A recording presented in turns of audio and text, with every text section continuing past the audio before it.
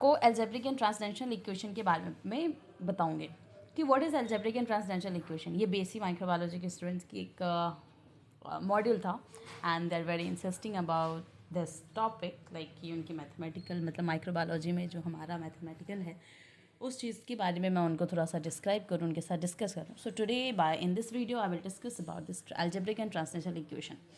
सबसे पहले हम इस टॉपिक को समझते हैं। तो सबसे पहला हमारा जाता है कि व्हाट इज़ एल्जेब्रिक इक्वेशन, जानेंगे what is algebraic transcendental equation. Okay, अब इससे पहले हम जानते हैं what is algebraic equation. Equation सिर्फ x के पावर इन द सेंस की बात करें, सिर्फ x के पावर यानी x की पावर 2, x की पावर 1, x की पावर 3, x की power 10 and so on EDC। यानी कि ऐसा इक्वेशन जिसमें सिर्फ x के पावर्स में लिखी हो तो उसे हम एल्जेब्रिक इक्वेशन कहते हैं। मतलब इक्वेशन में कोई ट्रिग्नोमेट्री, कोई लोगारिथम, कोई एक्सपोनेंशियल मतलब ना हो, बस x के पावर्स हो। जैसे पता है ना, आज for example I am taking equation के एग्जाम्पल है x की power 3 minus 7x plus 8 is equals to 0। तो ये इक्वेशन हमारा एल्जेब्रिक इक्वेशन है। और वहीं पे अगर कोई इक्वेशन लिखा हो e to the power x plus 4 is equals to 0 या x plus sine x plus 2 is equals to 3, तो ये जो दोनों तरीके के जो इक्वेशन लिखे हैं ये दोनों में क्या है, x तो है लेकिन इसके अलावा भी आप देखोगे तो ट्रिग्नोमेट्री है, आप देखोगे तो एक्सपोनेंशियल लिखा है, एड ऑन है। तो ऐसा इक्वेशन जिसमें एक्सपोनेंशियल्स और ये एल्गोरिदम या कुछ लिखा हो, कुछ मेंशन हो इक्वेशंस में, तो ऐसे इक्वेशंस एल्जेब्रिक इक्वेशन नहीं होते हैं। ठीक है, ऐसे इक्वेशन कौन सी इक्वेशन होंगे, हमारा टॉपिक क्या है next, transcendental equation. So this type of equation will consider as an TE यानी transcendental equation. Okay, I hope it is very clear with you all. तो अब नेक्स्ट ट्रांसडेंशनल इक्वेशन क्या है, वो इक्वेशन जिसमें एल्गोरिथम, जिसमें एक्सपोनेंशियल वैल्यूज मेंशन हो। So this type of equation like x plus sine x plus 3 is equals to -2। तो इस टाइप की इक्वेशन क्या कहलाएंगे, हमारे TE यानी transcendental equation. I hope it is very clear. I don't think that आपको इसमें कोई भी प्रॉब्लम आई होगी। ठीक है, चलो अब हम आगे बढ़ते हैं कि अब नेक्स्ट इसमें आता है, कॉन्सेप्ट है कि रूट ऑफ द इक्वेशन क्या होता है। अब रूट ऑफ द इक्वेशन कहने का मतलब कि अगर कोई f of alpha is equals to 0 हो, ठीक है, रूट ऑफ इक्वेशन की बात करें तो मान लिया f of alpha is equals to 0 है। अब f ऑफ अल्फ़ा 0 हो तो वो वैल्यू अल्फ़ा को रियल रूट कहते हैं। तो मतलब अल्फ़ा जो है हमारा यहाँ पे क्या है, रियल रूट। रियल रूट का मतलब समझ रहे हो ना, ग्राउंड मतलब जड़, जिसकी नींव, रूट। तो मतलब कि x की वो वैल्यू जो इक्वेशन को 0 बनाती है, करेक्ट, वो होती है रूट वैल्यू। अब बात करें कि अब एग्जाम्पल में क्या बात करें, जैसे f ऑफ x, मैं थोड़ा एक और एग्जाम्पल लूँ कि f ऑफ अल्फ़ा की जगह मैं f ऑफ x लूँ और उसके बाद इक्वेशन मेंशन करूँ कि x square minus 4 is equals to 0, ये लिया। तो इसमें क्या हुआ कि तो इसका रूट होगा या तो x जो है, मतलब इसको अगर आप सॉल्व करोगे तो या तो x2 होगा या तो x की वैल्यू -2 होगी। अब ये 2 और -2 का क्या कॉन्सेप्ट है, तो मैं इसको आपको ग्राफिकली एक बताती हूँ एक पॉइंट में कि अगर आप ग्राफ बनाएं इस इक्वेशन का, तो जहाँ ग्राफ x एक्सिस को कट करेगा, अब इसका मैंने एक बोला ना कि x एक या तो +2 या तो x की वैल्यू एक -2, आप इसे सॉल्व करोगे तो कुछ ऐसे ही आएगा। अब जैसे मान लिया कि मैंने कोई अगर ग्राफिकली मैं बताऊं कि तो x एक ग्राफ x एक्सिस को टच करे, वही क्या होता है, रूट होता है। अगर आपको इससे भी समझ में नहीं आया तो मैं आपको बता दूं, आप बस इतना समझे, जो भी x की वैल्यू यानी कि अगर आप जैसे ग्राफ जहाँ पे भी x एक्सिस को कट करेगा वही इसका रियल रूट होगा। ठीक है, अब रियल रूट होगा। अब रियल रूट मेरे कहने का क्या मतलब था कि जो रूट की हम एक अप्रॉक्सीमेशन वैल्यू फाइंड आउट करते हैं, बताते हैं कि ठीक है, यानी कि रूट ऑफ 1 हुआ तो हम बोल देते हैं अप्रॉक्सीमेट दिस वैल्यू। कभी कभी होता है कि एग्जैक्ट वैल्यू हम अप्रॉक्सीमेशन क्यों लगाते हैं कि अब मतलब जैसे कि कई बार रूट एग्जैक्ट निकालना बहुत मुश्किल हो जाता है, तो इसलिए हम अप्रॉक्सीमेट रूट निकालते हैं। तो इसके 2 स्टेप होते हैं। पहला क्या होता है, आइसोलेटिंग द रूट, और इसी का दूसरा क्या होता है हमारा, इम्प्रूव द रूट।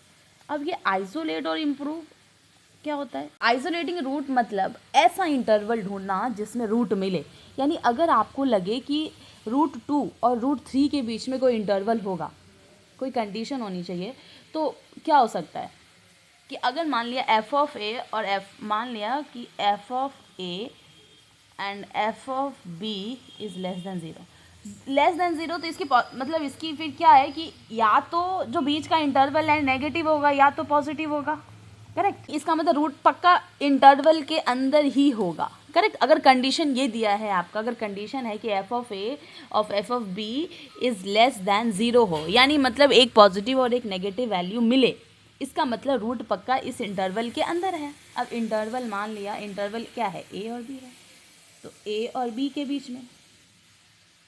अब इम्प्रूव द रूट क्या होता है, I hope this is clear. Now will move to the improve the root, यानी अब जब आपको इंटरवल मिल गया ए और बी के बीच में, तो अब आप और एक्यूरेट वैल्यू ढूंढने के लिए कुछ न्यूमेरिकल्स मेथड का यूज़ करते हैं। मतलब नहीं होता ये वैल्यू मिल के चलो थोड़ा सा और इसके अंदर डाइव करते हैं and let's find the exact value of this.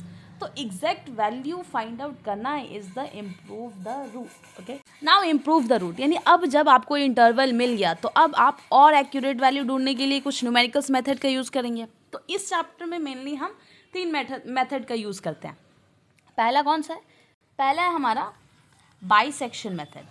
इस वर्ड से ही कुछ पता चल रहा है, बाइसेक्शन, जरूर कुछ ना कुछ मिड में कुछ बाइसेक्शनिंग हो रही है। दूसरा मेथड है हमारा false position method, Newton Raphson method. Yes, ये 3 है हमारे, ये 3 मेथड हम इस चैप्टर में डिस्कस करेंगे। जो बाइसेक्शन मेथड है हमारा एक न्यूमेरिकल मेथड है जिसका यूज़ एल्जेब्रिक या ट्रांसडेंशियल इक्वेशन के रूट को अप्रॉक्सीमेट करने के लिए किया जाता है, ठीक है। यानी कि इस मेथड का कॉन्सेप्ट ये है कि हम एक इंटरवल लेते हैं। इंटरवल आपको अभी मैंने बताया, जैसे कि हमने मान एक इंटरवल लेते हैं ये, जिसमें इक्वेशन का रूट एग्जिस्ट करता है।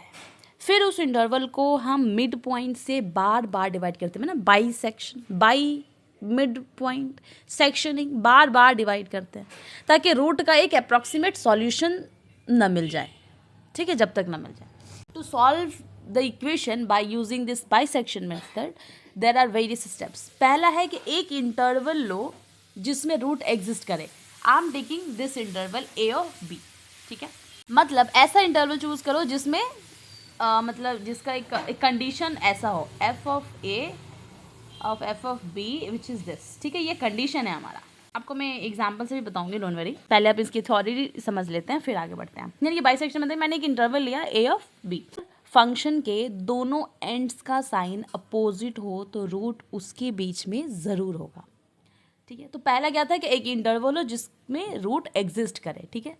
दूसरा क्या है इसके स्टेप, मिड पॉइंट निकालना। मिड पॉइंट निकालने का मतलब क्या है कि x 0 is equals to a plus B upon 2, ऐसे निकालते हैं ना किसी का मिड पॉइंट। इससे आप कैलकुलेशन करो। तीसरा क्या है कि चेक करो, तीसरा है चेक करो कि मिड पॉइंट पर फंक्शन का वैल्यू क्या है। यानी कि अगर f, यानी थोड़ा सा अगर बेसिक मैथ्स पता हो तो अगर f of x naught is equals to 0, मान लिया ये मतलब 0 हो तो वही रूट है। यानी अगर नहीं है तो ये चेक करो आप कि F of A into F of x naught is less than 0 है या नहीं। अगर है तो रूट लेफ्ट पर पार्ट में है। कि मैंने क्या बोला कि अगर F X naught is equal to 0 है तो इसका मतलब क्या है कि रूट यही होगा। और अगर मान लिया नहीं है तो आप बोला कि नहीं है तो आप चेक करो कि F of A and F of x not की बात कर रहे हैं हम, एक्स नॉट इज दिस, ठीक है। तो अगर हाँ तो रूट लेफ्ट पार्ट में है, यानी b is equals to X naught कर दो। और अगर नहीं तो रूट राइट पार्ट में है, यानी a को फिर एक्स नॉट कर दो, ठीक है। यानी ये प्रोसेस तब तक रिपीट करो आप जब तक कि आंसर एक्यूरेट ना मिल जाए या एरर लिमिट के अंदर ना हो। तो मेन फॉर्मूला क्या था एक्स नॉट का, अभी मिड पॉइंट निकालने का फॉर्मूला क्या था, इन दोनों बीच के इंटरवल निकालने का क्या था, a प्लस बी अपॉन में 2। अब मैं एक एग्जांपल लेती हूँ कि मान लीजिए कि कोई इक्वेशन है F of X is equal to X square minus 4 और इंटरवल है 1 and 3। ए बी जो लिख रहे थे वहां पे मैं इंटरवल 1 और 3 ले रही, ठीक है। Now tell me what will be the mid point. अब ठीक है, अब मुझे मिड पॉइंट इसका बताइए। Then what root you have found, जो भी आएगा वो रूट होगा। तो आपको पता है मैंने क्या बोला, x will consider is an x not. मैंने क्या बोला आपको कि बाइसेक्शन मेथड का ये फॉर्मूला यूज करने के लिए, करेक्ट। अब ये किया तो a plus B 1 plus 3 upon में 2, 3 प्लस 1 4 अपॉन में 2, 2 2 ज़ा 4। तो what is the root for this 2। तो ये एग्जैक्ट रूट मिला ना हमें, so root I have been found. यही निकालना होता है, यही है मेथड। आई होप इसमें कोई प्रॉब्लम नहीं होगा। अब ठीक है, अब सेकेंड मेथड है हमारा फॉल्स पोजीशन मेथड। तो फॉल्स पोजीशन मेथड एक ऐसा मेथड है जिसमें रूट फाइंड करने के लिए लीनियर इंटरपोलेशन का यूज़ किया जाता है। इसमें भी एक इंटरवल लेते हैं जिसमें रूट प्रेजेंट हो और वहाँ पे एक सेकंड लाइन बनाते हैं जो कर्व को कट करे। अब यानी ये मेथड बाइसेक्शन मेथड से थोड़ा सा फास्ट होता है। क्यों? क्योंकि ये मिड पॉइंट के बजाय जो सेकंड लाइन का मतलब जो सेकंड लाइन का यूज़ करता है। अब what is that second line का यूज़ करता है मतलब, अब इसमें कुछ स्टेप्स इन्वॉल्व होते हैं जिससे हम इस फॉल्स पोजीशन मेथड को हम सॉल्व करते हैं। यानी कि एक इंटरवल जो ए बी लो जिसमें रूट प्रेजेंट हो, जैसे अभी हमने लिया, ठीक है। अब मैं आपको एक कंडीशन बताते हुए चलती हूँ कि मैंने क्या बोला कि एक इंटरवल लो, आप ए बी लो जिसमें रूट प्रेजेंट हो, ठीक है। एंड कंडीशन आपको पता है क्या है, condition F of A into F of B and which is less than of 0। ये एक कंडीशन है हमारा, don't forget this, it is always be the condition for, आपके चैप्टर में कंडीशन ऐसा रहेगा। तो ऐसा एक कंडीशन है और आपने कोई एक इंटरवल लिया। अब न्यू रूट को एस्टिमेट करो by using formula. How to estimate? By using the formula. What's the formula here? तो अब क्या है कि मान लिया x not which is equals to क्या है कि a into F of b minus b into F of a upon f of b minus f of a. अब आप चेक करो कि एफ ऑफ एक्स 0 या एक्स नॉट, कुछ भी बोलो आप, x naught is equals to 0 root मिल गया या नहीं। फिर वही रूट लेफ्ट में है तो b is equals to X naught करो, और अगर रूट राइट में है तो a is equals to X naught करो। अब प्रोसेस को हम रिपीट तब तक करो जब तक कि एक्यूरेट रूट ना मिल जाए, ठीक है। अब मैं इसका फिर से सेम एग्जाम्पल पे हम सेम फिट करते हैं, सेम इंटरवल जो हमने अभी बाइसेक्शन मेथड में यूज़ किया था, ठीक है। बस फॉर्मूला ये है।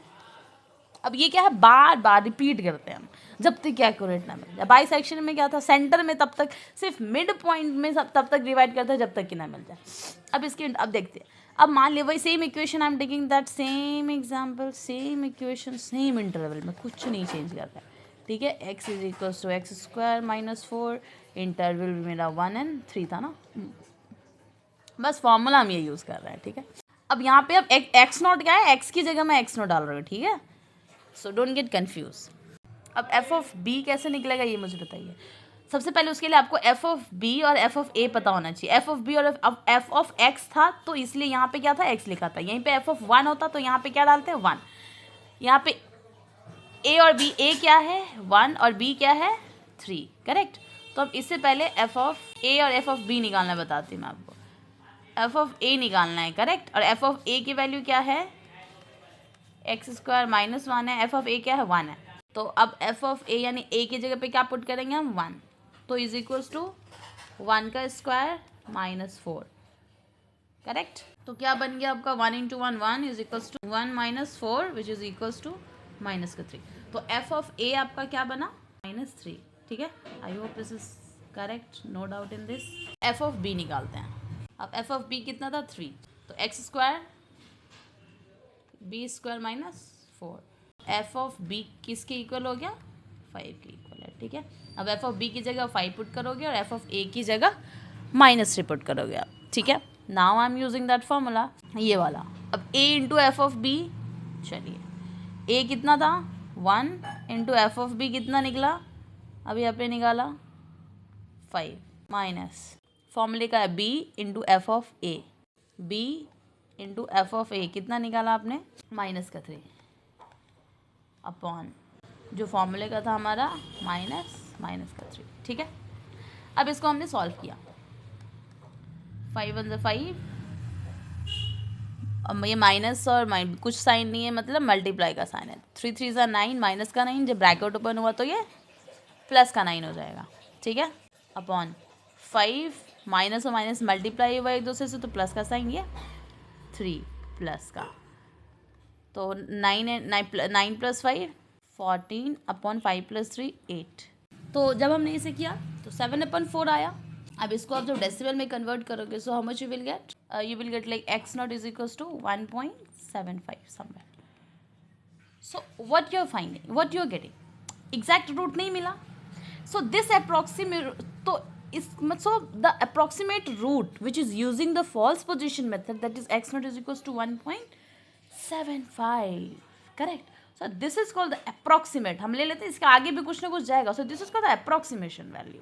मुझे एक ऐसा जहाँ पे अप्रॉक्सीमेट वैल्यू मिल जाए, ठीक है। तो यहाँ पे ऐसा एक पॉइंट आया जिसपे हमें we found that this is the value of इस इंटरवल का जो भी हमें मिला। अब नेक्स्ट मेथड आता है हमारा न्यूटन रैप्सन मेथड। अब न्यूटन रैप्सन मेथड क्या है कि एक इटरेटिव मेथड है, यानी जो किसी फंक्शन का रूट बहुत फास्ट फाइंड करता है, यानी इसमें एक टेंजेंट लाइन का यूज़ किया जाता है जो कर्व को कट करती है और रूट का अप्रॉक्सीमेट वैल्यू देती है। तो याद रखें हमें अप्रॉक्सीमेट वैल्यू ही मिला था, ठीक है, एग्जैक्ट हमें बाइसेक्शन मेथड में मिला था, तो अप्रॉक्सीमेट वैल्यू हमें देती है, पर ये थोड़ा सा फास्ट है, बहुत फास्ट है इवन।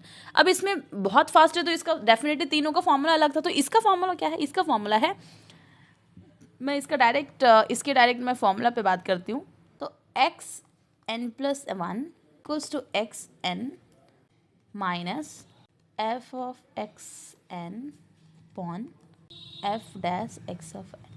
अब व्हाट इज दिस f? अब मैं आपको ये बताऊँ कि यहाँ पे xn जो लिखा वो क्या है, यहाँ पे जो मैंने xn लिखा है वो है current approximation, f of xn लिखा है वो क्या है, फंक्शन का वैल्यू, और जो मैंने यहाँ पे f dash x of n लिखा है वो क्या है, फंक्शन का डेरिवेटिव। अब स्टेप्स मतलब थोड़ा सा मैं इसको सॉल्व करूँ न्यूटन रैप्सन मेथड को, तो पहला इसका फोकस क्या होता है कि एक इनिशियल गेस लो, मतलब जो आपको लगता है कि रूट के पास होगा। दूसरा, फंक्शन और उसका डेरिवेटिव लिखो, जैसे कि f of x is equals to, जैसे कि मैं हर जगह सेम ही एग्जांपल ले रही हूँ तो यहाँ पे भी मैं सेम ही एग्जांपल लूँगी। मैंने क्या बोला कि इसका डेरिवेटिव, या यहाँ पे फंक्शन का डेरिवेटिव चाहिए ना, तो आप फंक्शन का डेरिवेटिव लो। अब डेरिवेटिव कहने का मतलब क्या है कि जैसे कि f of x is equals to x square minus 4 है, तो इसका डेरिवेटिव क्या हो जाएगा, ये इधर आ जाता है 2x। अब मैं आपको फॉर्मूले पे पुट करके बताती हूँ आपको। मान लीजिए तो इंटरवल आपको पता है, इंटरवल में क्या ले रही हूँ 1 and 3, ठीक है। अब मैं ये ले रही हूँ तो फॉर्मूले में अगर इसको पुट करेंगे तो x1 is equals to x0 minus f of x0 upon f dash derivative of x0, correct. अब रिपीट तब तक करो जब तक डिजायर्ड रूट ना मिल जाए। एज एग्जाम्पल मैं सेम इक्वेशन ले रही हूँ, x स्क्वायर माइनस 4 और x0 को यहाँ पे 3 ले रही हूँ, ठीक है, इनिशियल गेस ले रही हूँ, मतलब है ना कि आप कोई भी गेस लो, तो मैंने बताया था पहले आपको, तो पहला था कि इनिशियल गेस लो आप इंटरवल का, तो मैं यहाँ पे 3 ले रही हूँ, x0 is equals to 3 I am considering. अब x0 अगर मैं 3 कंसिडर करूँ तो क्या हो जाएगा, x1 is equals to 3 minus f of x0 कितना होगा 9 माइनस 4 अपॉन, अब f डैश x0 तो आपने निकाला ना यहाँ पे 2x, तो x क्या था यहाँ पे x0 है, तो x0 2 इंटू 3 6, अब कुछ नहीं यानी -1। अब इसको सॉल्व कीजिए आप, 3 minus 1 upon 9 minus 4 how much 5/6। Now take the LCM, solve it for quickly, मतलब एक अप्रॉक्सीमेट वैल्यू आपको मिल गया ना, मतलब इसका यही था ना कि आप तब तक रिपीट करो जब तक डिजायर्ड रूट ना मिल जाए। So I found the approximate value here, nice. Now एक और इसमें मेथड आता है that is called Gauss elimination method. अब इस एलिमिनेशन मेथड का यूज़ करके हम लीनियर इक्वेशन का सॉल्यूशन निकालने के लिए यूज़ करते हैं। अब लीनियर इक्वेशन का सॉल्यूशन निकालने के लिए यूज़ किया जाता है, मतलब जैसे कि ये भी एक एलिमिनेशन मेथड इसी का है। What is Gauss elimination method? तो गॉस एलिमिनेशन मेथड को हम यूज़ करते हैं ताकि लीनियर इक्वेशन का सॉल्यूशन निकालने के लिए, टू गेट द सॉल्यूशन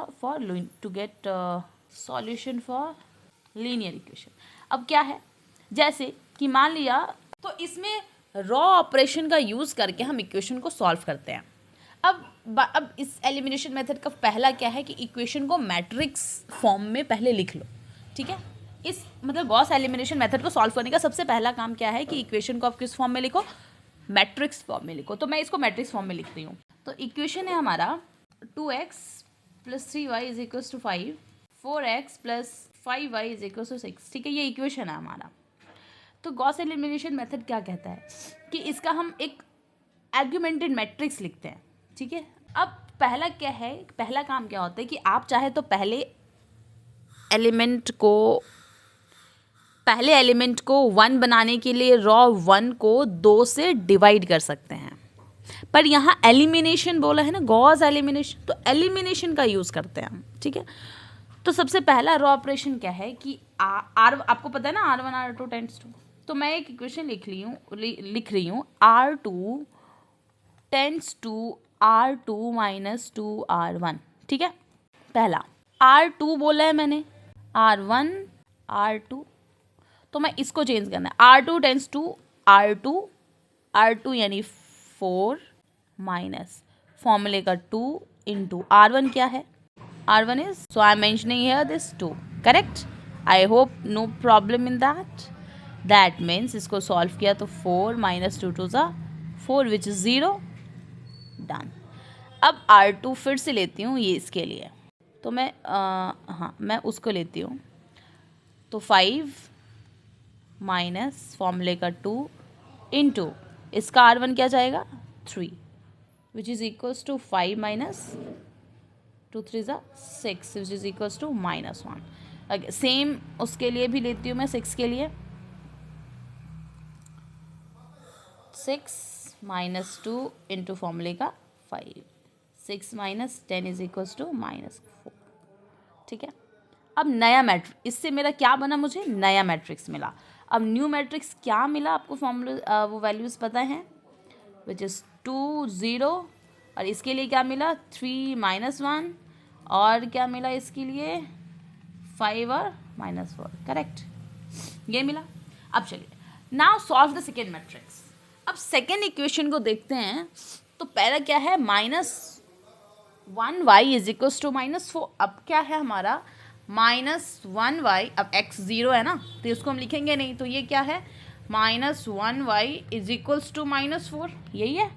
तो अगर डिवाइड करेंगे हम दोनों साइड -1 से, डिवाइड इन द सेंस, हाँ डिवाइड करेंगे हम दोनों साइड -1 से, तो मुझे क्या मिल जाएगा y = 4, करेक्ट। अब सब्स्टिट्यूट करते हैं इस y की वैल्यू को मैं इक्वेशन इसमें 1 में, यानी 2x + 3y = 5 है ना इसका इक्वेशन, 2x + 3y = 5, y की वैल्यू मैं इसमें पुट करती हूँ तो x की वैल्यू आ जाएगी, 3 × 4 = 5, 2x + 5, 2x = 5, ये प्लस में इधर गया तो माइनस, 2x -7,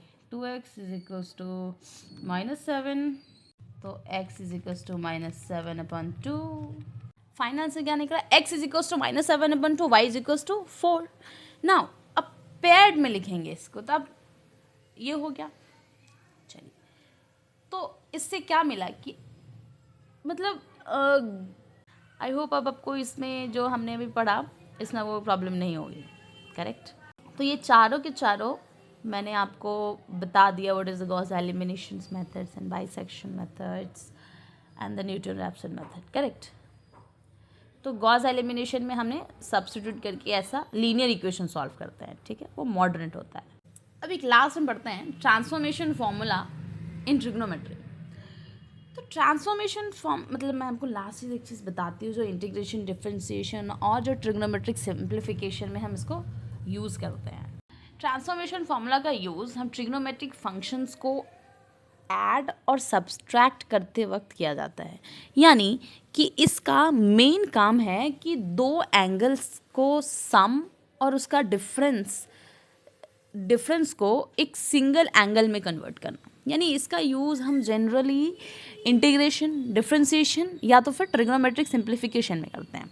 अब पहला केस मतलब पहला सिनेरियो है कि सम टू प्रोडक्ट फॉर्मूला, ठीक है। यानी कि जब दो एंगल्स का सम या डिफरेंस दिया हो तो उन्हें प्रोडक्ट में कन्वर्ट करने के लिए हम जो फॉर्मूला यूज़ करते हैं मैं वो बता रही हूँ आपको। तो पहला आपको फॉर्मूला, इसके कुछ फॉर्मूलेज हैं जो आपको ट्रांसफॉर्मेशन फार्मूला जो आपको थोड़ा सा याद करना पड़ेगा। तो पहला फॉर्मूला है साइन ए प्लस साइन बी।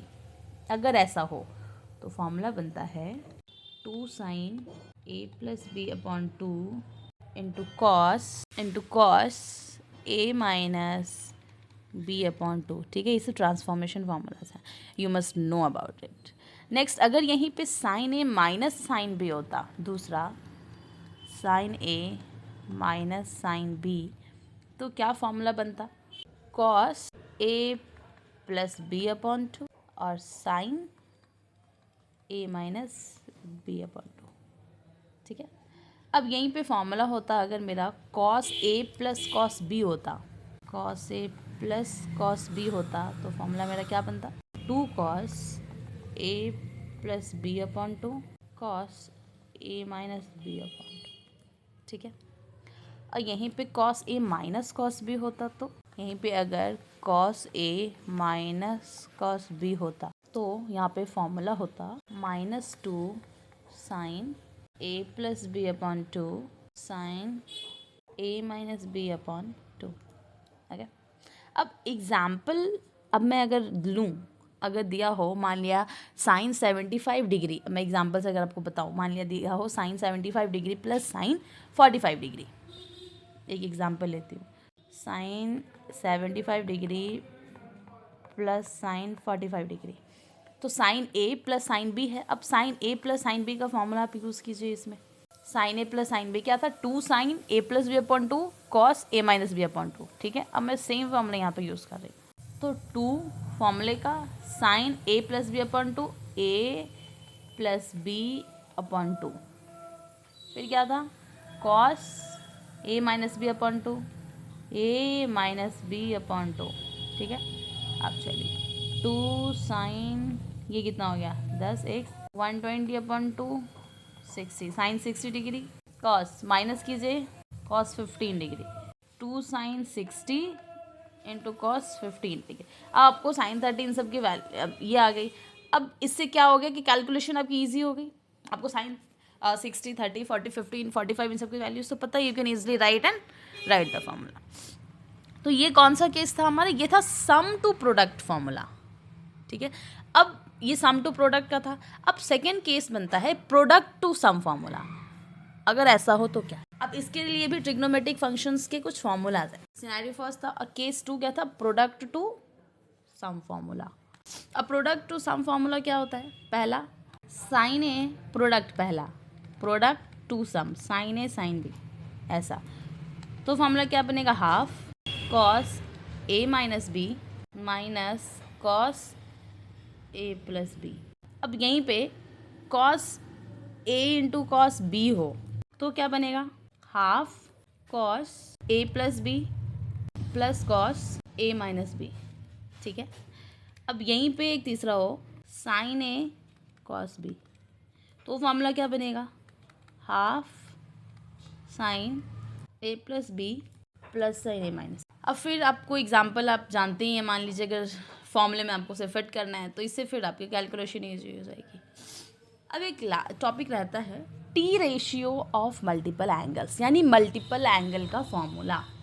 अब multiple angle T ratio of multiple angles यानी मल्टीपल एंगल फॉर्मूला का मतलब होता है जब एंगल को मल्टीप्लाई करके दिया हो, जैसे कि 2 थीटा 3 थीटा 4 थीटा एक्सेट्रा। यानी इसमें हम ट्रिग्नोमेट्रिक रेशियोज़ को सिंगल एंगल में एक्सप्रेस करते हैं।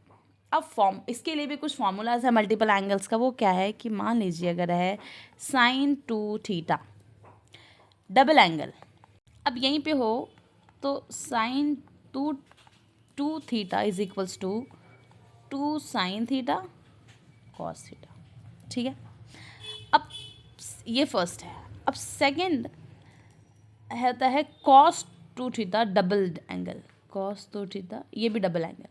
तो इसका क्या हो जाएगा, अगर डबल एंगल हो तो इसके दो फॉर्मूला बनते हैं। अगर कॉस 2 थीटा है तो पहला हो जाएगा cos square theta minus sign square theta. दूसरा कॉस, इसका एक और होता है 2 कॉस स्क्वायर थीटा माइनस 1। इसका एक और होता है cos 2 theta is equals to 1 minus 2 sine square theta. अब यहीं पर अब tan 2 थीटा हो, कॉस हो गया, अब tan।